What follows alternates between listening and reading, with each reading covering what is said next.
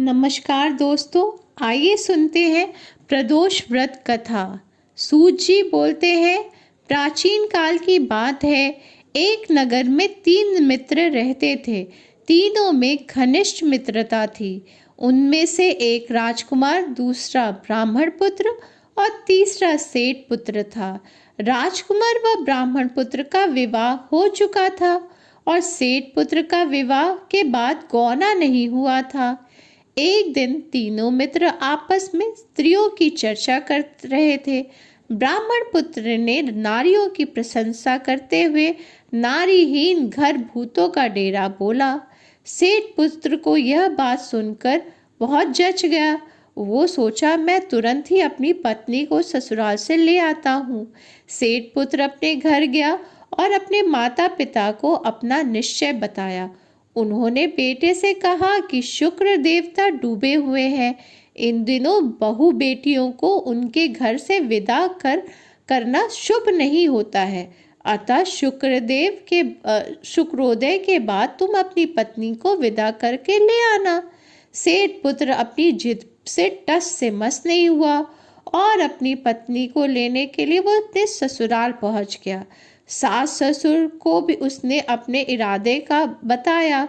उन्होंने उसको खूब समझाने की कोशिश की, किंतु वह नहीं माना। अतः वो विवश होकर अपनी कन्या को उसके साथ विदा कर दिए।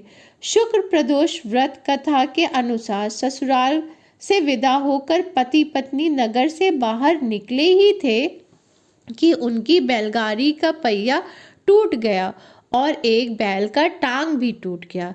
पत्नी को काफी चोट भी आई, लेकिन वह माना नहीं, वो आगे बढ़ते रहा।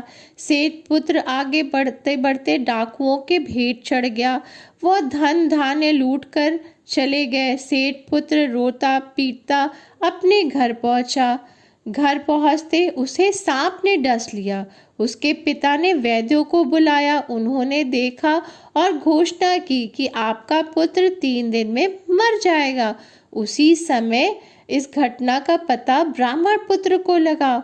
उसने सेठ से कहा कि अपने लड़के और अपनी बहू को उसके घर वापस भेज दो। यह सारी बाधाएं इसलिए ही आई हैं क्योंकि वो आपका पुत्र शुक्र अस्त में अपनी पत्नी को विदा करा लाया है। यदि ये वहां जाएगा तो ये बच जाएगा। सेठ को ब्राह्मण पुत्र की बात जच गई और अपनी पुत्र वधू व पुत्र को वो वापस लौटा दिया। वहां पहुंचते ही सेठ पुत्र की हालत ठीक होने लगी।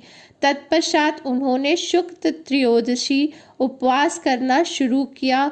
वह शुक्र प्रदोष का व्रत कथा पढ़ना आरंभ किया, जिससे शेष जीवन वो सुख और आनंद पूर्व व्यतीत किए और अंत में पति पत्नी दोनों स्वर्ग लोक गए। शुक्रवार को प्रदोष व्रत कथा जो कोई पढ़ता व सुनता है उसे सभी इच्छाएं भोग की प्राप्ति होती है। दोस्तों, शुक्र प्रदोष व्रत कथा आप जरूर सुने। बोलिए भगवान शंकर की जय हो। नमस्कार।